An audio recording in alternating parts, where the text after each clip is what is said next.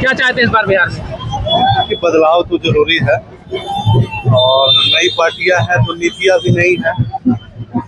Previous year में 35 year around देखा जाए तो दो नई पार्टियां जो लालू यादव जी की बनी और नीतीश कुमार जी की बनी, तो एक बार चेंजिंग जरूरी है और युवाओं को खास करके चेंजिंग करना चाहिए ताकि नई पार्टियां हैं, प्रशांत किशोर जी भी हैं, देखें क्या कर सकते हैं ये लोग।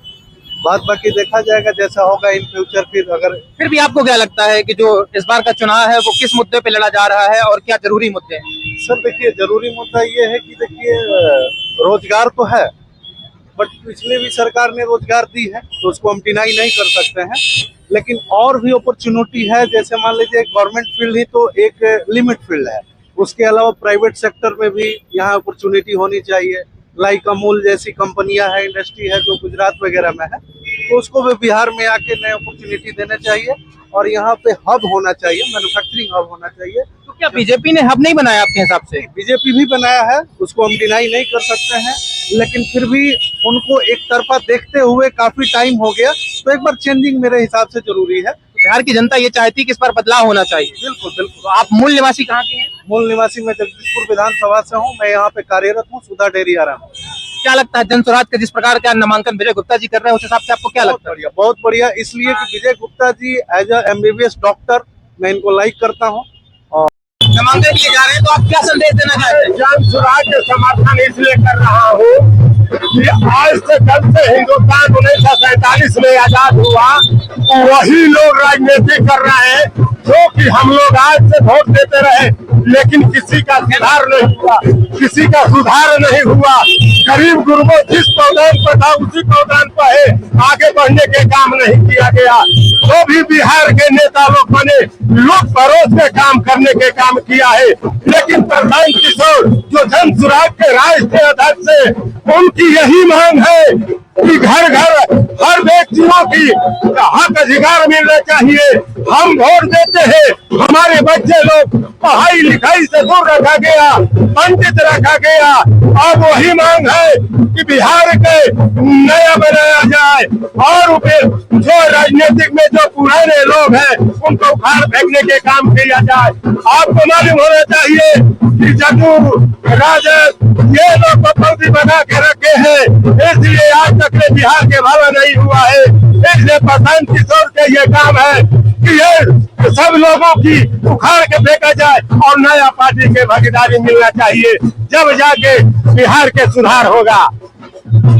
आप क्या कहना चाहते हैं इस बार सत्ता परिवर्तन को लेकर के?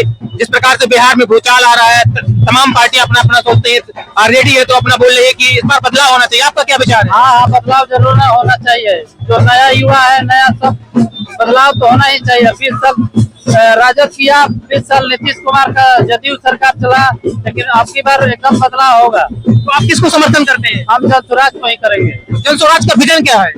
विजन है बिहार में विकास करने का, नया जो बाहर सब कमाने वाले हैं उनको यहाँ लाना, और जो शिक्षा है, शिक्षा के बारे में, नौकरी के बारे में। अच्छा, बिहार की मेन समस्या एक पलायन हो गया और दूसरा जो राजनीति में होती है चर्चा, वो जातिवाद की चर्चा होती है, उसको आप किस हिसाब से देखते हैं?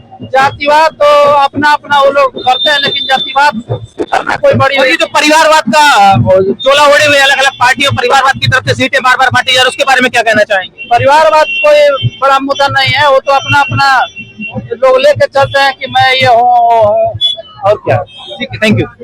बताना है ना। नमस्कार साथियों, मैं हूँ विधानसभा सीट आरा 194 पे। तो हमारे साथ हैं यहाँ के जाने माने हस्ती, मैं अशोक मानो, सामाजिक कार्यकर्ता और रंगकर्मी। उसके बाद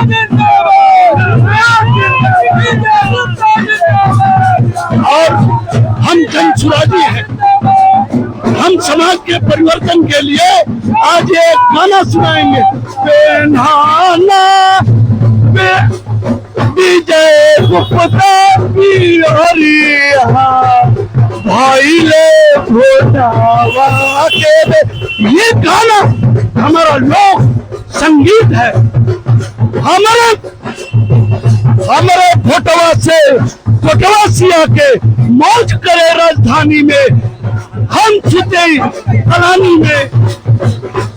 और उस राजधानी में ये शादी नहीं चलने देंगे। अब जनस्वराज का सरकार आएगा, जनता की सरकार आएगी। जय बिहार।